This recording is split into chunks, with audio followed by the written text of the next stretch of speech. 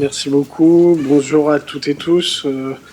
Évidemment, tous mes remerciements aux organisateurs, Madame la directrice du fonds et Monsieur le directeur au niveau régional. Juste pour ceux qui ne me connaissent pas, ils sont sûrement nombreux. Je suis psychiatre hospitalo-universitaire, donc responsable du service de psychiatrie adulte du CHU de Dijon, donc un service qui est inséré au cœur d'un CHU médecine, chirurgie obstétrique, et j'insiste là-dessus parce que je pense que vous sentirez ma sensibilité pour l'insertion des problématiques de santé psychique aux problématiques de santé du corps entier d'entrée, et je le comprends tout à fait. Les premiers interlocuteurs ont évoqué cette relative facilité qu'ont peut-être certaines personnes à parler, et notamment dans le handicap, à identifier une aide en termes de handicap physique. En revanche, pour ce qui concerne le handicap psychique et les troubles psychiques, ça semble plus difficile. Je vais essayer de peut-être vous montrer que la distinction entre problématiques physiques et psychiques est une fausse distinction. Elle l'est peut-être en termes de symptômes, mais elle n'est probablement pas en termes même de physiopathologie des problématiques. Donc le challenge est un peu rude, c'est-à-dire voilà, je ne vais pas pouvoir vous faire les 1000 pages du DSM-5 en 45 minutes. Je vous promets, je vais m'appuyer sur quelques données scientifiques, mais parce que voilà, je pense que c'est important de montrer que ce que l'on dit est fondé sur des preuves, mais je vais essayer vraiment d'avoir une approche la plus simple possible, et vous me pardonnerez pour ces diapos qui parfois incluent des études en anglais parce que la communication scientifique est anglo-saxonne, et voilà. Donc je vais commencer par justement mon propos qui est de commencer par l'erreur de Descartes. Et je vous incite à lire ce beau livre, ce best-seller d'Antonio Damasio, qui est médecin neuroscientifique en Californie, et qui a rappelé que le dualisme, on est ainsi fondé. Alors, c'est un peu normal quand on fait nos études, on a besoin peut-être de découper le corps, parce qu'on ne peut pas tout étudier ensemble, mais Antonio Damasio rappelle que le corps et l'esprit, je pense que vous le savez, hein, quand vous n'allez pas bien dans votre corps, souvent vous êtes perturbé au niveau psychique. Hein, nos émotions et nos sentiments ne sont pas des états psychologiques, ils ont une base biologique et influencent directement notre bien-être psychique. Donc l'idée d'une séparation entre le corps et l'esprit est une illusion. Il est souhaitable de modifier ces concepts. Et donc pardonnez-moi pour la diapo barbare, mais c'est juste tout à l'heure, Madame la directrice a parlé de diabète, on a parlé de diabète. Bien, lorsqu'on parle de diabète, on doit parler aussi de santé mentale. Le diabète augmente le risque de faire de la dépression, et pour des raisons consubstantielles. Voilà, cette diapo est un peu rude peut-être, mais vous voyez des termes comme résistance à l'insuline, c'est le mécanisme du diabète, inflammation et activation de l'axe de l'hypothalamus à la surrénale. Bref, c'est l'axe du stress. Dans le diabète, il y a ce type d'activation qui conduit à la dépression. Dans la dépression, il y a ces mêmes problématiques de résistance à l'insuline cérébrale, d'inflammation du cerveau et du corps entier, et d'activation des voies du stress. Donc vous voyez, du corps à l'esprit, il y a des ponts absolument certains. Donc s'intéresser au handicap psychique, c'est s'intéresser au handicap physique. Et puis à l'inverse, aujourd'hui, a priori, pour certains, c'est une journée d'anxiété qui suit des bouleversements à l'Assemblée nationale, etc. Donc peut-être que certaines ou certains d'entre vous ne sont pas dans un état d'optimisme massif. Je vous encourage, au vu de cette méta-analyse, une méta-analyse, c'est une compilation d'études robustes. Bien, que dit cette méta-analyse récente? Elle dit que l'optimisme est associé à une réduction de la mortalité de toute cause et de la mortalité cardiovasculaire. Donc Voltaire le disait, hein, j'ai décidé d'être heureux parce que c'est bon pour la santé. Il était intuitif, mais c'est certain. D'accord? Donc s'intéresser à la santé du psychisme, c'est s'intéresser à la santé du corps. Donc essayons au maximum, c'est un message qui me semble important de déstigmatisation. Moi, voilà, parce que je parle souvent avec mes collègues somaticiens, ils me parlent de la chronicité, mais moi je collabore beaucoup avec les diabétologues, je suis inséré, voilà, mon équipe recherche, à laquelle je suis affilié, est une équipe qui travaille sur les dysrégulations lipidoglucidiques, mais moi je vois des patients souffrant de diabète, dont l'évolution est délicate, chronique, autant qu'en termes de santé mentale. C'est notre façon de concevoir les choses qui doit se modifier. Pour moi, c'est un raccourci, on peut en discuter, mais entre un symptôme de douleur morale, un symptôme d'hallucination et un symptôme de pied diabétique ou de perte de la sensibilité. Il y a certes des appareils un peu différents mobilisés, mais on a affaire à des maladies qui doivent être prises en charge avec la même rigueur, le même respect. Je veux dire, il n'y a pas plus d'honneur ou de déshonneur à développer une maladie cardiovasculaire qu'à souffrir de dépression. Ce sont des pathologies à prendre en charge de la même manière. Quand je demande à ChatGPT, en préparant cette communication, de me faire un truc, de me synthétiser, voilà, parce qu'en plus du corps, de l'esprit, il y a le social. Vous êtes là, socio-professionnel. Bon, voilà ce qu'il me fait, c'est pas encore terrible, mais je trouve ça intéressant. Il a mêlé des petits pots de peinture, et c'est toute la difficulté, vous voyez, entre le bio, le psycho et le social. Alors, il m'a fait un truc psychical, là, enfin, il mêle tout. Mais c'est l'idée, c'est de dire que, vous voyez, tout ça interagit ensemble. Et on ne peut pas dissocier le social, le socio-professionnel, du biologique et du psychique. Vous le savez, donc la santé mentale est un aspect essentiel. Nous nous en sommes rendus compte lors de la Covid, pas de santé tout court sans santé mentale. La santé mentale est plus complexe que l'ensemble de troubles, donc on peut ne pas souffrir de troubles psychiques, et je m'appuie encore sur la Covid, nous n'étions pas très fans des confinements, quand bien même nous ne souffrions pas officiellement de troubles psychiatriques, de troubles bipolaires, etc.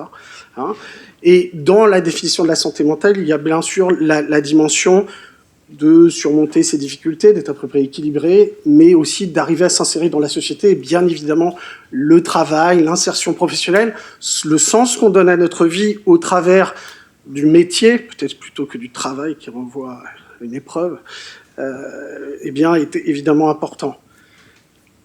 Et puis dernier point, et c'est crucial, la perturbation de la santé mentale, les troubles psychiatriques sont accessibles à des mesures de prévention et d'intervention. Certains m'ont déjà parlé de rétablissement. Évidemment, un grand nombre de troubles sont réversibles. C'est une bonne nouvelle.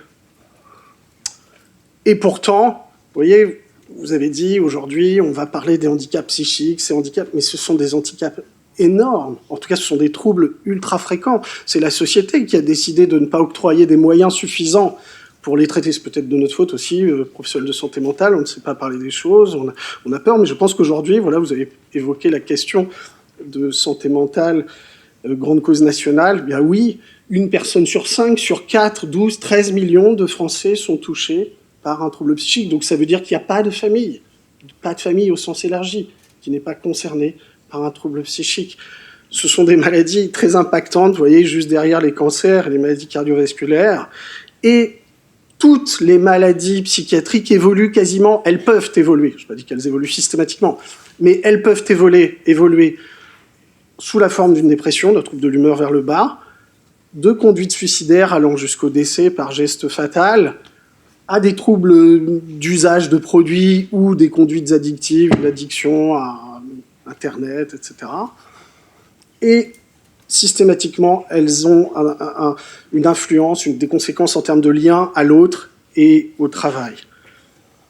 Et puis le point, je vous ai dit que vous percevrez que le sujet de la santé physique est un sujet important. On l'oublie souvent, les maladies mentales, elles sont très périlleuses en termes de santé, c'est-à-dire qu'il y a moins 10, moins 15 années d'espérance de vie en moins chez les patients souffrant de maladies mentales sévères, la schizophrénie, les troubles bipolaires, pour des raisons de décès prématurés, certes par conduite suicidaire, mais aussi et encore plus par infarctus du myocarde, troubles cardio-métaboliques. Donc s'intéresser au handicap invisible, c'est le handicap psychique, mais c'est le diabète qui guette le patient qui souffre de troubles bipolaires. Ce diabète qui guette non pas seulement parce que le patient souffrant de troubles bipolaires mange trop de rosettes, mais parce que sa pathologie est consubstantiellement inflammatoire. D'accord ? Bien sûr qu'il y a des difficultés, il y a des troubles, des conduites, des comportements de santé, mais il y a aussi une maladie d'inflammation du corps entier et du cerveau. Alors, sont quoi les troubles psychiatriques ? Les troubles psychiatriques, on les décrit souvent comme une altération des émotions, en plus, en moins, etc. Des perturbations des cognitions, du jugement, du rapport à la réalité, des difficultés de planification, si je suis déprimé, je vais avoir du mal à faire des projets. Si je suis perturbé par des hallucinations, effectivement, je n'arrive plus à me concentrer, je vois la vie fort différemment. Et donc, ça entraîne des troubles comportementaux en excès ou en défaut, hein, soit je me replie, soit à l'inverse, peut-être je m'agite, ou j'ai des comportements atypiques. Et le point majeur, c'est que ça aboutit à un état de souffrance ou d'altération du fonctionnement. Ça aboutit à un état de souffrance. Nous avons tous des petits traits. Si nous lisons les manuels de santé mentale, voilà, on est un petit. Le problème, c'est pas d'avoir des petits traits ici par là, c'est quand effectivement on coche toute la liste. Et ce qui arrive à des patients, et à ce moment-là, il faut les aider. Et la différence, bien sûr, vous le savez, hein, la différence entre le handicap psychique, les troubles psychiques, c'est qu'il n'y a pas de déficience intellectuelle, hein, à la différence du handicap mental. Les exemples, je vais en reparler tout de suite après, la dépression, les troubles cycliques de l'humeur, le psychotrauma, voilà, c'est un bon exemple. Hein, si j'allais bien, je suis allé voir un groupe de rock au Bataclan, tout allait bien. Et puis, tout va mal derrière. Je ne suis pas plus vulnérable qu'un autre qui souffre d'une maladie physique. C'est juste que j'ai vécu un moment très traumatique, où je suis le proche de quelqu'un qui a vécu ce moment traumatique. Les TOC, qui sont bien connus, voilà, j'ai une préoccupation majeure par rapport à l'ordre, à la propreté, et j'ai besoin de faire des rituels pour conjurer tout ça. Et puis les psychoses, parmi lesquelles on retrouve la schizophrénie. Et donc je le redis, un grand nombre de troubles psychiatriques sont transitoires, tels que la dépression, hein, qui se soignent, et d'autres troubles anxieux, etc., et réversibles. Donc c'est toujours, j'avais échangé avec les responsables, les organisateurs de cette journée, je leur ai dit, voilà, ce mot handicap, je l'interroge, parce qu'en termes de troubles psychiatriques, on n'est pas toujours sur du handicap, on est en tout cas sur du handicap transitoire. Il y a tout à fait une possibilité de le résoudre et puis de se rétablir.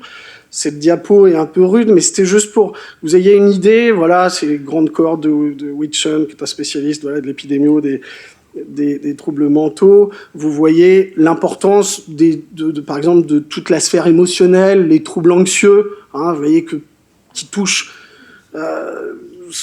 presque un très grand nombre de sujets, les troubles de l'humeur, dans lesquels on aura la dépression, mood disorders, le trouble bipolaire, les addictions, qui ont aussi une importance. Puis après, un peu moins, je parle de la santé mentale de l'adulte. Hein. Les troubles psychotiques, qui sont emblématiques de la psychiatrie, mais qui sont finalement, et je ne minore pas la souffrance des patients souffrant de troubles psychotiques, hein, mais qui en valeur absolue, hein, la schizophrénie, c'est environ 1% de la population, 1 ou 2%. Voilà. Et puis les troubles de personnalité qu'on oublie souvent, qui sont une vraie difficulté d'être au monde et qui peuvent perturber notamment le travail, et sans oublier les troubles des conduites alimentaires, qui sont aussi des troubles extrêmement invalidants et très mortifères, l'anorexie mentale étant souvent la pathologie mentale la plus létale et qui touche des jeunes. Alors, juste un exemple pour commencer, la schizophrénie, qui est le modèle un peu emblématique, qui est sujet des fois de fantasmes, etc. Et si on s'y intéresse par rapport au handicap psychique, parce que c'est une maladie de la chronicité et qui peut évidemment qui rend le travail souvent difficile, puisqu'on dit que presque à peine 20% des sujets souffrant de schizophrénie peuvent avoir une activité adaptée ou non. Okay, la schizophrénie, en gros, ce sont des symptômes positifs, c'est des symptômes dits productifs, un délire, des hallucinations auditives, etc. Donc, logiquement, qui vont complètement perturber la capacité de se concentrer, de travailler, qui vont perturber le jugement secondairement. Les symptômes positifs sont associés avec des symptômes d'involution, dits négatifs, où on va avoir un retrait social, une tendance à perdre de la motivation, à vraiment ne plus avoir du tout de programmation de son avenir. Et c'est associé indiscutablement à des déficits cognitifs. Ça n'est pas une perte d'intelligence, c'est une difficulté à utiliser l'intelligence. Hein. Je vous invite à regarder par exemple ce film qui est un peu vieux, mais qui s'appelle Un homme d'exception, avec Russell Crowe. Vous voyez, hein, c'est l'histoire de, je crois, John Nash, qui est un prix Nobel ou une médaille Fields.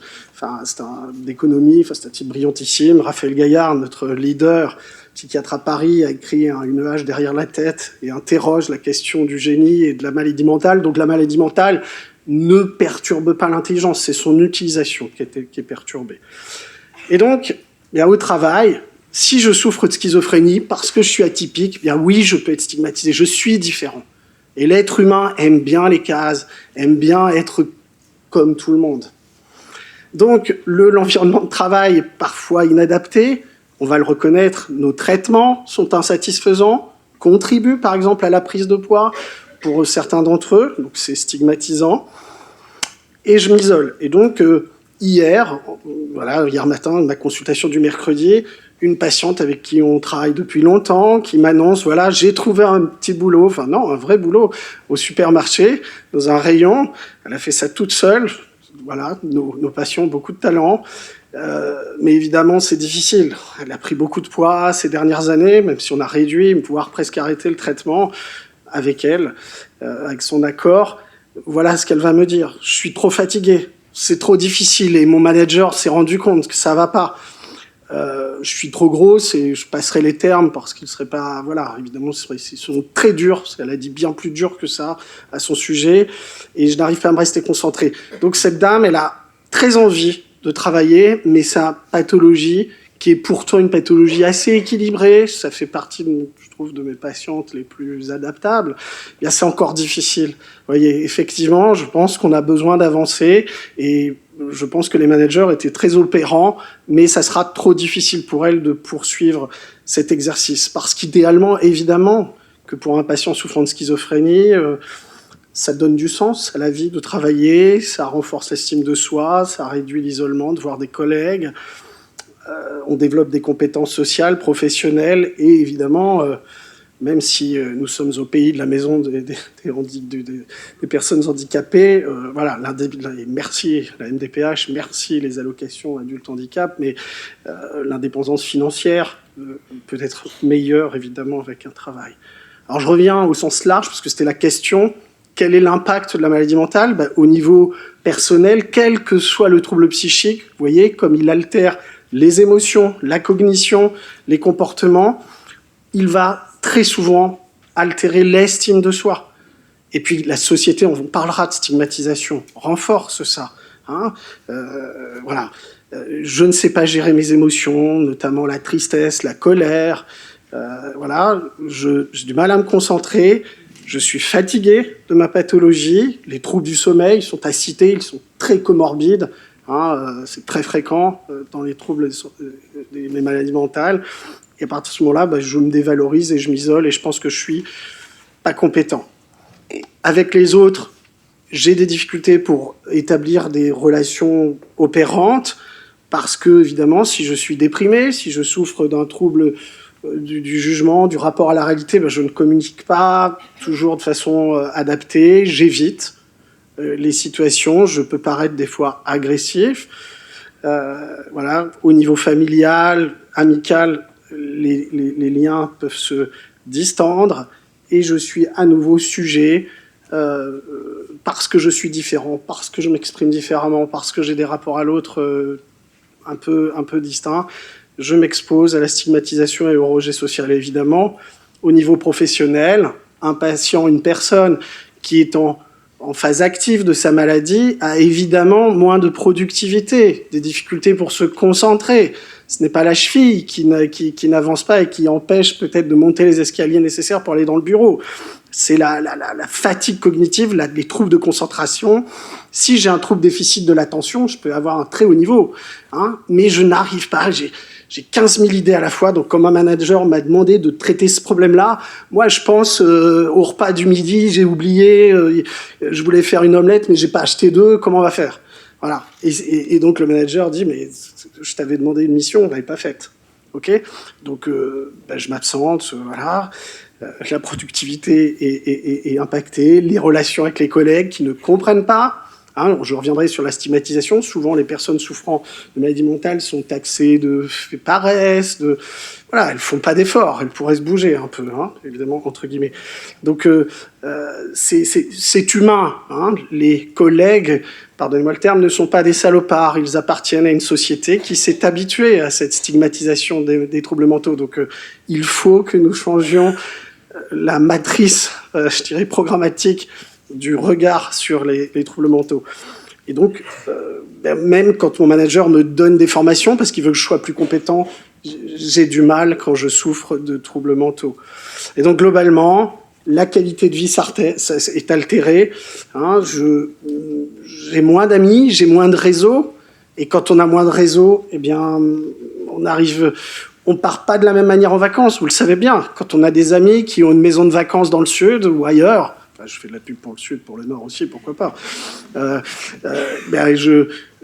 Voilà, ça me coûte moins cher. Moi, si je souffre de schizophrénie, j'ai pas de réseau, tout me coûte cher, ok ? Je caricature un peu, mais à peine. Hein, mes finances se dégradent, je fatigue mon entourage professionnel, je fatigue mes proches. Mes proches ne sont pas des salopards, mais on le sait, par exemple, dans les familles souffrant, où il y a une personne qui souffre de troubles bipolaires, il y a beaucoup plus de séparations, de divorces, parce que c'est vrai, quand l'autre a vidé tous les comptes, ou que des fois il a eu des frasques, voilà, des aventures extra-conjugales, parce qu'il était dans des phases très maniaques, ça ne fait pas du bien à l'équilibre du couple. Okay, et tout ça, ça impacte le travail, et ça se complique, et parfois ça se complique par les conduites suicidaires, et je ne pouvais pas vous proposer un focus sur les troubles mentaux sans parler des conduites suicidaires. 9000 personnes se donnent la mort en France, c'est beaucoup trop, c'est constant, ça ne se réduit que trop peu. Voilà, donc 200 000 personnes font une tentative de suicide, et je ne vais pas vous faire toute la politique internationale et française, tous les plans de lutte contre les conduites suicidaires, mais je vous l'ai dit, tous les troubles mentaux peuvent aboutir à la désespérance majeure qui conduit à la crise suicidaire. Et la première chose, c'est de l'identifier. Et nous parviendrons à identifier quand nous permettrons aux personnes de s'exprimer et quand nous serons toutes et tous des sentinelles de ces difficultés. J'espère que vous connaissez tous le numéro 3114, numéro national prévention suicide, qui est un numéro qui concerne les personnes en détresse, mais aussi les proches, c'est-à-dire ou les collègues. Si je travaille et que je sens que j'ai un collègue, une collègue en détresse majeure, je peux appeler pour demander des conseils. Ok ? Donc, les idées suicidaires, c'est pareil, c'est pas tabou. On considère que 9-10%, certaines études estiment que 12% de personnes dans l'existence auront des idées suicidaires. Mais évidemment, seuls 3-4% passeront à la planification suicidaire, encore un peu moins aux tentatives de suicide et encore un peu moins à la conduite suicidaire fatale. Okay ? Donc, avoir l'attention sur un changement de trajectoire, un isolement, une attitude, enfin, vous voyez, une modification du discours, un assombrissement du discours, avec, là encore, puisque la thématique est autour du travail, qui peut être associée à un poids trop fort, une surcharge, le harcèlement, évidemment, et l'absence de soutien. Et donc, je pense que c'est vraiment crucial de pouvoir améliorer cette sensibilité. Et je vous donne un exemple. Hier, en préparant cette journée, je suis tombé, c'est un site que je suis, stopsuicide.fr, je vous invite à regarder, il y a une sorte de blog. Alors, d'ici, j'arrive plus à lire, mais l'histoire, en gros, c'est un jeune de 20 ans qui est au travail et qui a changé, dont l'attitude a changé, et ce qui va être extraordinaire dans cette histoire, c'est un collègue attentif, j'ai surligné, qui va remarquer un changement de comportement et à ce moment-là, qui va mobiliser l'entourage immédiat, les autres collègues, pour à ce moment-là encourager cette personne à consulter. À consulter un professionnel de santé. Et donc, vous voyez, la peur qui l'habitait, c'était justement le regard des autres. Que vont-ils penser si j'ai des idées suicidaires? Je suis, entre guillemets, fou, mais pas du tout. De l'avoir entouré, de l'avoir accompagné. Vous voyez, l'auteur souligne, et c'est inspiré de faits réels, que 10 personnes au travail, dans l'entourage, ont pu être mobilisés et ainsi faire en sorte qu'ils puissent être admis dans une structure dédiée et ne pas passer à l'acte. Et donc vous avez vu que le frein majeur, j'ai commencé comme cela quand je vous ai parlé du lien entre la maladie mentale et la maladie psychique, c'est la stigmatisation. C'est l'enjeu majeur. Graham Thornycroft, qui est un grand spécialiste qui coordonne un grand papier dans le Lancet, donc une revue de très très très haut niveau, rappelle que la stigmatisation, c'est le fondement de la psychiatrie moderne. Parce que ce qui différencie effectivement la santé physique de la santé mentale, c'est que la santé physique, on peut les problèmes de santé physique, nous pouvons les déceler sans l'assentiment du patient. C'est-à-dire que si je pose un stéthoscope sur le cœur, je peux pas maîtriser mon trouble du rythme. D'accord ?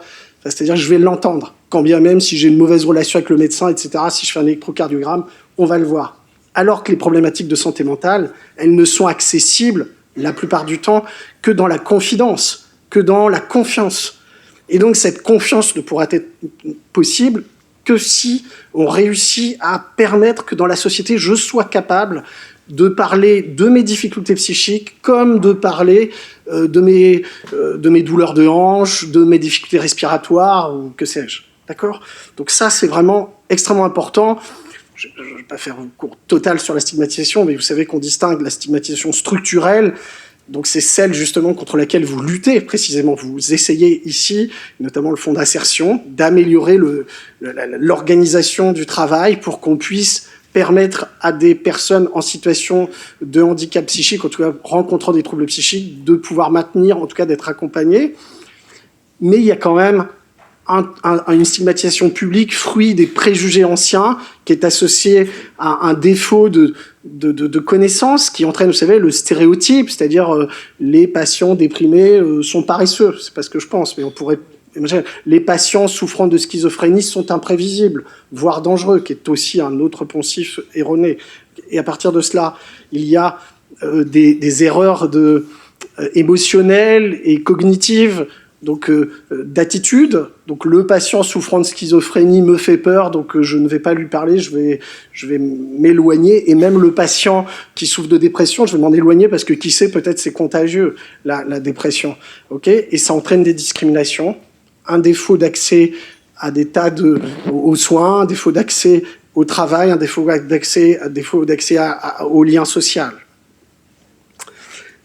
Et de la stigmatisation publique, on arrive à l'autostigmatisation. Là, je vous projette une échelle d'autostigmatisation traduite en français.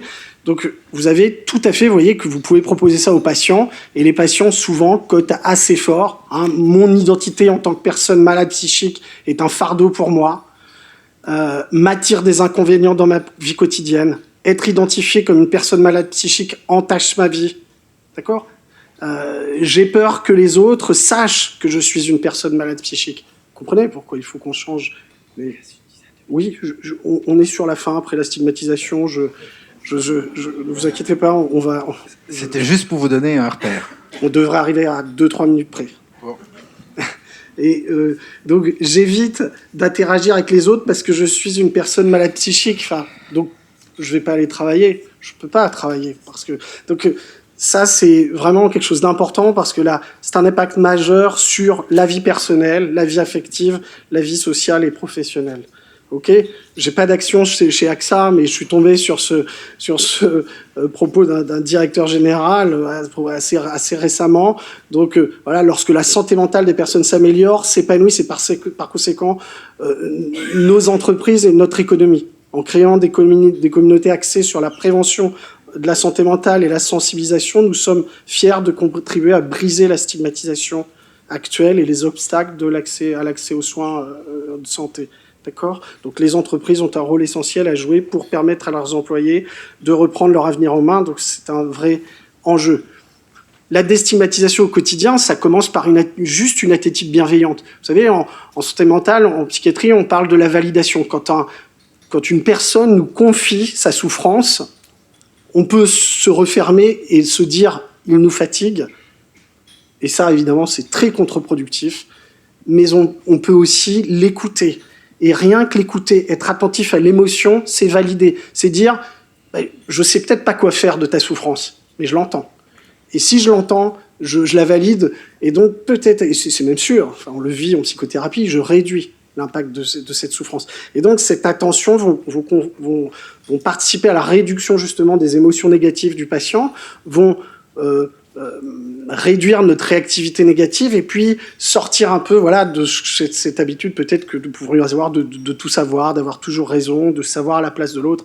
Juste être dans une attitude d'écoute est déjà très prometteur. Et je vous rassure, on arrive sur les dernières diapos qui sont justement qu'est-ce qu'on peut faire devant ces situations de difficultés psychiques. Bien, pareil, on va reprendre le canevas de début, cette approche bio-psychosociale. Donc, pour ce qui concerne la psychologie, l'approche psychologique, bien sûr, il existe et l'accès à ces soins est délicat, même si l'État a augmenté le remboursement avec les dispositifs dédiés, mais parce qu'il existe des thérapies validées, les thérapies cognitivo-comportementales, TCC, le MDR par exemple dans le traumatisme, et d'autres psychothérapies, voilà, les thérapies d'inspiration psychanalytique, la thérapie dialectique. Je cite ici les interventions basées sur la pleine conscience, la méditation de pleine conscience, et vous avez une méta-analyse avec ce diamant qui est à gauche et qui montre que la méditation de pleine conscience, la mindfulness, par exemple, peut réduire les idées, contribuer à réduire les idées suicidaires. Donc, encourager lorsqu'on identifie la souffrance d'une personne au travail, c'est bien sûr l'encourager à se faire aider, parce qu'il existe des thérapies validées qui peuvent t'aider. Deuxième aspect, les traitements médicamenteux. Alors là, si vous allez sur Internet, sur les psychotropes, vous allez lire tout et n'importe quoi. Je ne suis pas un chimiatre absolu, mais il faut reconnaître que les traitements sont une partie de la solution. Je ne dis pas la solution, mais pour un certain nombre de pathologies, elles concourent à l'équilibre, alors sous réserve de bien de manier ces psychotropes avec parcimonie, de les proposer dans la bonne indication. Je voulais m'appuyer sur ces très vieilles études qui ne montrent pas de lien de causalité, mais qui sont quand même utilisées quand on parle de prévention du suicide. Vous voyez, c'est des études du nord de l'Europe. Vous voyez en bleu, c'est la courbe de prescription des antidépresseurs dans les années 2000, et en rose, c'est la courbe des décès par suicide. Je pense que quand même, c'est indiscutable que vous voyez qu'il y a une courbe qui monte. C'est la courbe de la prescription des antidépresseurs, et il y a une courbe qui baisse. C'est la courbe des décès par suicide. Alors attention, j'ai pas dit qu'il fallait prescrire largue à manu des traitements antidépresseurs. Je dis juste que, et ça c'est evidence-based, c'est fondé sur les preuves, traiter la dépression, la traiter psychologiquement, la traiter biologiquement, ça réduit la suicidalité. D'accord ? Donc, véhiculer des discours, vous voyez, pragmatiques quand même. Éviter d'être embarqué par certains courants qui pourraient penser que non, tout est dans la phytothérapie. Et voilà. Parfois, les vrais traitements, ça ne veut pas dire qu'on ne peut pas valoriser des thérapies complémentaires, mais s'intéresser quand même aux thérapies qui ont prouvé leur intérêt. Et c'est s'intéresser aussi, avant-dernier point, à la santé physique. Je vous en ai parlé, il y a des arguments, et là, vous voyez, une récente méta-analyse qui montre que l'exercice physique est tout à fait prometteur, par exemple, dans la réduction des symptômes dépressifs. Mais pour faire des exercices, pour faire de l'activité physique, il faut aller un peu mieux que mal. Donc des fois, les traitements antidépresseurs, la psychothérapie est intéressante pour donner envie d'eux. Mais vraiment pour que vous considériez, c'est-à-dire que si on a un collègue déprimé, on va pouvoir lui dire, tu sais, ta maladie, c'est une maladie intégrative. Si tu fais du sport, si tu t'alimentes un peu mieux avec des oméga-3, enfin bref, des produits, une alimentation qui entraîne moins d'inflammation, de stress oxydant, etc., qui est respectueux de tous ces aspects, eh bien, probablement, ça va concourir à améliorer pour partie ta santé mentale. Et puis, c'était le sujet du jour, l'accompagnement professionnel.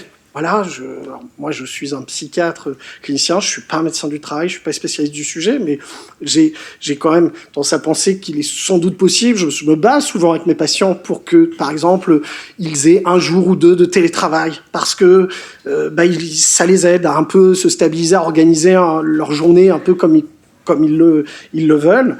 Donc, et je suis tombé sur cette revue assez récente d'un grand spécialiste, Paul Nicholson, de la santé au travail, pas que santé mentale d'ailleurs. Que dit-il ? Il dit déjà s'assurer que les problèmes de santé ne viennent pas du travail. Et c'était pas le sujet du jour, mais effectivement, parfois le travail n'est pas adapté, ou il est exhaustif, il est difficile. Examiner les relations avec les managers, l'entourage, et examiner si le soutien professionnel, tous les dispositifs d'accompagnement ont été mobilisés autour. Et puis quand même si je porte un discours positif, encourageant, quand même se poser la question, quand on est très très malade, est-ce que le fait d'être au travail, au moins temporairement, est aidant ? C'est-à-dire qu'il existe des moments où on a beau être inclusif, c'est difficile. Moi-même, vous savez, je suis expert régulièrement de confrères sollicités par le Conseil de l'Ordre.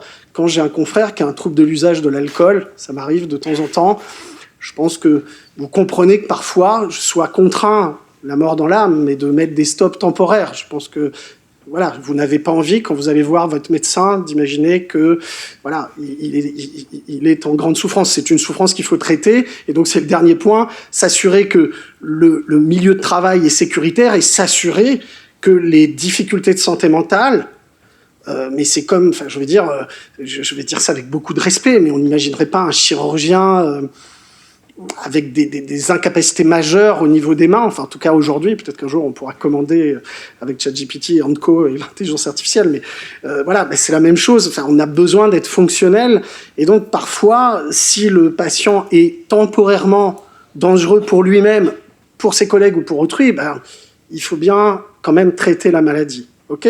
Donc j'en arrive à la fin, et je pense que j'aurais respecté quasiment le mandat. En conclusion, voilà, l'idée c'est que vous ayez bien en tête que un grand nombre de troubles psychiques peuvent être transitoires, peuvent être réversibles, en tout cas sont accessibles à des stratégies de rétablissement et d'accompagnement, des stratégies intégratives, biologiques, psychologiques, sociales, qui font rentrer ces maladies dans le champ des maladies en général. Donc, pour cela, il est évident, et je pense que c'est votre objectif, de promouvoir des environnements inclusifs, justement valorisants, parce que c'est important, on l'a abordé, avoir un exercice professionnel, ça contribue à mon bien-être, ça contribue à ma signature sociale, mais tout de même, sans angélisme excessif, analyser dans quelle mesure l'exercice professionnel constitue au moins à un temps donné un élément favorable ou défavorable du trouble mental d'une personne. Parce que mettre un sujet face à ses difficultés en permanence, ça peut le mettre en difficulté. Ça peut faire empirer la situation. Mais voyez bien que tout est question d'approche, de regard et de qualité d'accompagnement. Et pour vraiment terminer, j'ai cette habitude, quand je parle à mes patients, de leur dire, vous savez, vous n'êtes pas les plus faibles, vous êtes les plus forts. Parce que vous, pour des raisons X ou Y, vous faites face à des épreuves, vous subissez l'anxiété, vous subissez des variations émotionnelles énormes que moi, j'ai pas la malchance. Parce que comme ça, l'étoile a été plus favorable le jour de ma naissance. Et donc, vous avez des tas d'excès, des excès émotionnels énormes. Vous avez un vase qui, en fait, est extrêmement plein. Et c'est le point positif, c'est que je trouve que vous êtes bourré de talents, mais des talents qui s'expriment des fois de façon inappropriée. Et donc, vous savez, il y a une thérapie qui s'appelle la thérapie narrative, qui est tout à fait utile pour les traumatisés, pour tout le monde. Ça ne veut pas dire changer toute notre histoire, mais la relire quand même. Et on peut relire un problème de santé mentale, non pas justement comme un problème, mais être orienté solution. Et il s'agit non plus à ce moment-là d'un problème à résoudre, mais d'un potentiel à explorer. C'est-à-dire, j'ai des talents. L'endroit où je travaille est difficile pour l'exprimer, mais peut-être je vais pouvoir explorer ça. Je ne suis pas faible, mais je suis perclus d'émotions contradictoires qu'il va falloir que je parvienne à apprivoiser pour que, peu à peu, ce vase explosif ne reste qu'un vase coloré, acceptable pour soi-même et pour autrui. Et comme toujours, je pense que ces trois mots sont vraiment hyper importants. Comprendre ce que vivent les patients, les personnes, comprendre la maladie mentale, les soutenir et toujours déstigmatiser. Je vous remercie de votre attention.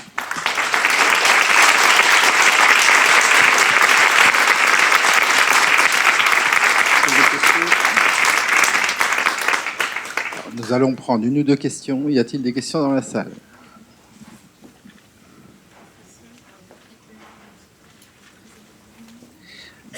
Moi, j'en ai une. Alors, si vous n'avez pas de questions, vu que la première est toujours la plus difficile, c'est moi qui vais la poser. On invite souvent... L'UEFIPHFP propose de nombreux outils de sensibilisation au handicap, et notamment sur le handicap psychique. Est-ce que vous considérez que dans déstigmatiser, il peut y avoir une déstigmatisation autour d'une situation individuelle, mais là, le travail de sensibilisation, ça peut permettre de créer dans la culture du collectif de travail une déstigmatisation des situations de handicap et handicap psychique en particulier. Est-ce que vous partagez cette idée-là ? Ouais, je souscris totalement. Je pense que la première étape, et on l'a dit, la stigmatisation, c'est un défaut de connaissance. Enfin, On le voit, on a des préjugés. C'est la même chose dans la peur de l'autre en général. La peur pour une couleur, pour une autre culture, pour des conduites personnelles, sexuelles différentes des nôtres, etc. Ça commence toujours par une méconnaissance. Donc la première étape, c'est informer, informer, informer. Vous avez pleinement raison. C'est ce que vous faites aujourd'hui. C'est pas faux, c'est pas faux. Alors, normalement, la deuxième question, ça va aller vite parce que j'ai posé la première.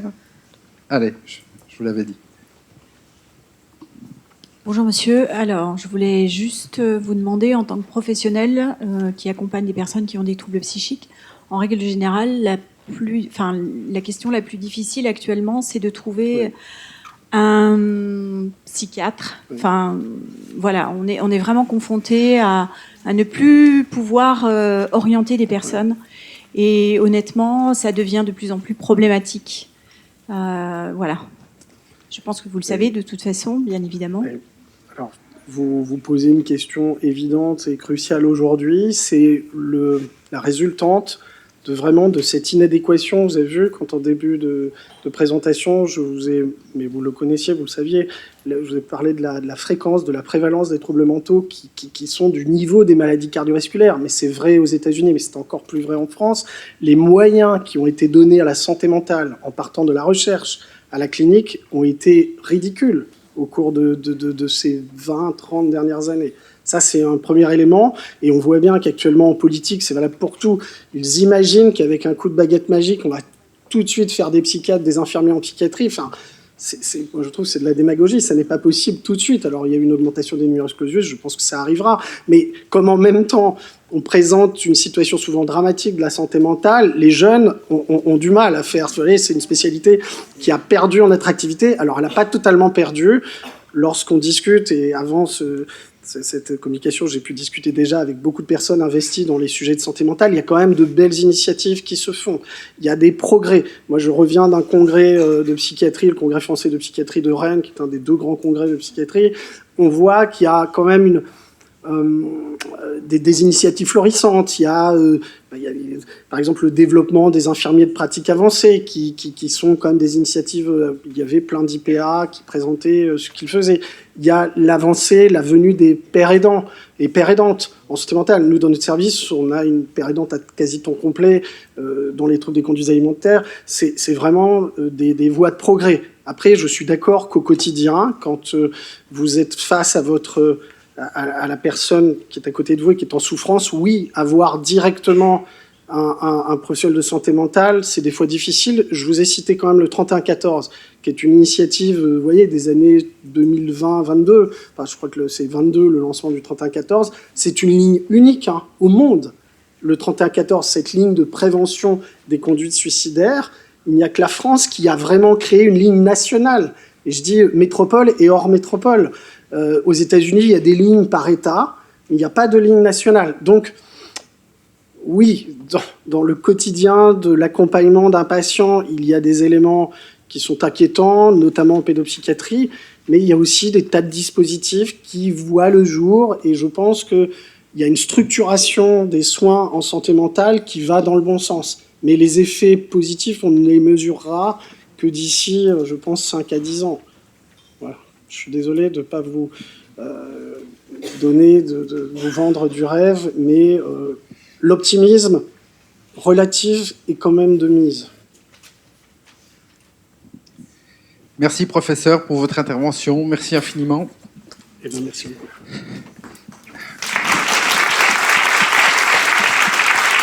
Et je propose à Lisa de nous rejoindre. Bonjour à toutes et à tous. Je vais nous présenter rapidement. Nous sommes 2 comédiens de la Ligue professionnelle d'improvisation de Saint-Apollinaire. On a écouté toute la présentation et on va vous dire ce qu'on a compris. Ou pas. Voilà.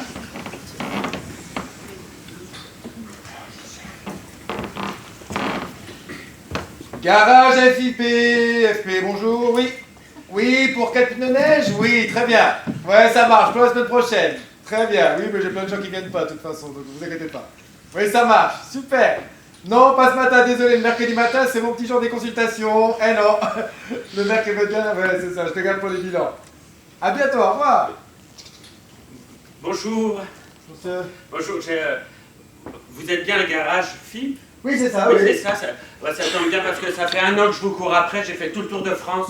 Ah. J'ai commencé par la Normandie, Oui. vous étiez déjà parti. Après, je suis allé ailleurs, je suis allé même dans les îles. Oui, Ça a été une galère d'aller dans les îles avec ma voiture. Alors, et puis, il paraît que c'est qu'ici que vous allez faire ce qui concerne ma voiture. C'est la dernière étape. Là, ici, vraiment, vous pouvez pas mieux tomber. Ici, à Dijon, on est bon. C'est maintenant ou jamais. C'est maintenant ou jamais. En plus, je vous ai trouvé rapidement avec toutes les décorations qui fléchaient jusqu'à ici. Et du coup, j'ai un problème avec mon automobile.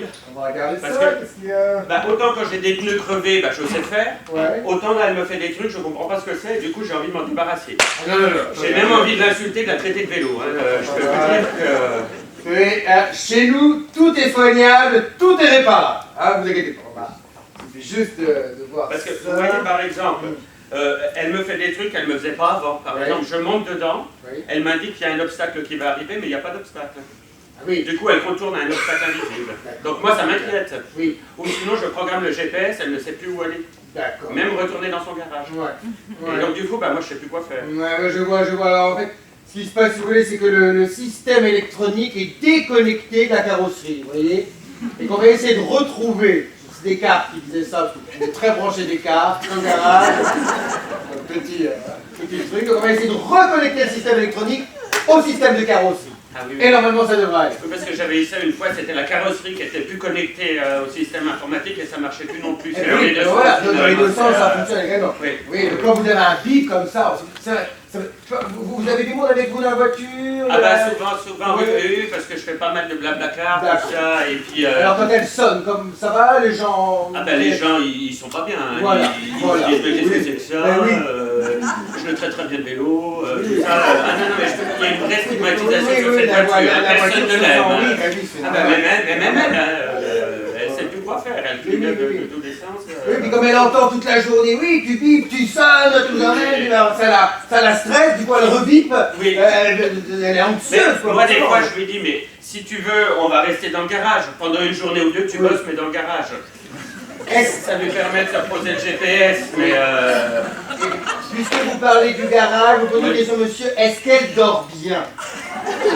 Parce qu'attention, on a des troubles de sommeil des voitures, si c'est garage, si c'est dehors, s'il fait froid, ça oui, peut jouer. Oui, je comprends. À dire vrai, je ne dors pas avec elle. Ah, voilà. Je ne dors plus avec elle, parce Oui. que même nous, notre relation personnelle Bien est sûr, devient un normal, peu normal, compliquée. Mais peut-être que ça mériterait que vous l'accompagniez, votre voiture, de dormir un peu plus avec elle, vous voyez. Parce que je vous propose une nuit ou deux sur une semaine, vous dormez tous les soirs dans votre voiture. D'accord. C'est un vrai accompagnement qui va peut-être la permettre d'être, elle aussi, un peu plus se sentir en sécurité, aimée, vous voyez.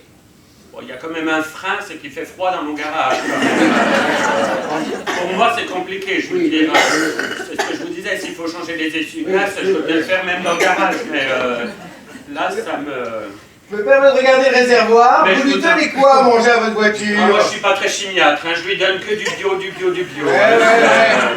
Je suis désolé, mais il y a quand même une tranche de rosette à l'intérieur. Donc il y a un moment, forcément. Ça, elle a peut-être pris sans que je lui demande, ou que je lui donne. Vous savez, je suis pas médicament absolument, mais quand même, il va falloir y aller un petit peu quand même. Hein, si vous lui donnez pas forcément la bonne nourriture au bon moment, ça pourra pas avancer, vous comprenez? Oui. Donc déjà, bien lui donner à manger, Oui. hein, on n'hésite pas, et s'il y a besoin, on ajoute un complément, un petit aidez-nous, voilà, ça peut aider. Voilà, c'est de la chimie, mais ça fait du bien. Pendant un temps, ça peut le faire. Voilà, du bon sommeil, voilà, vous dormez avec elle régulièrement, et puis... Un accompagnement. Un accompagnement, c'est ça, nous, ce qu'on va préconiser. J'ai peut-être une petite question. Oui. C'est toujours la première qui est difficile. Oui, non, c'est normal.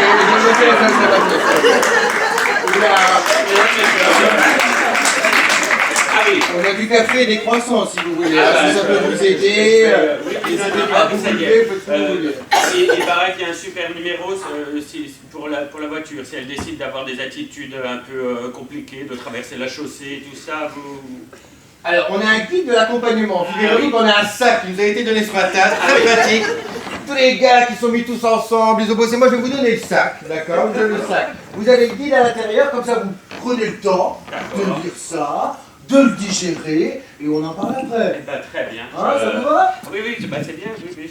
Bon, tant mieux. Et puis, bah, je vous dérange pas plus longtemps, parce que Non, parce que oui, j'ai un petit peu bourré derrière, donc il y a encore d'autres clients, là. Voilà. J'ai encore tout à fait dîner. Ah bah, c'est bien, j'ai l'impression qu'elle est déjà toute ragaillardie. Vous vous sentez ça Ah bah, va? moi j'ai l'impression que c'est pas finalement pas des faiblesses et des problèmes, si on va trouver des solutions. Mais on va trouver des solutions, c'est tout, de reconnecter la mécanique et l'électronique. Hein? Eh ben, je vous remercie. Je vous en Et prie. puis, Ça va, vous vous sentez bien? oh bah, après un petit café des croissants, ça ira Hein? mieux. Ça ira mieux? Bon, vous êtes heureux? Ah bah, on ne peut moins. Eh ben tant mieux, vous êtes en bonne santé. Merci à vous.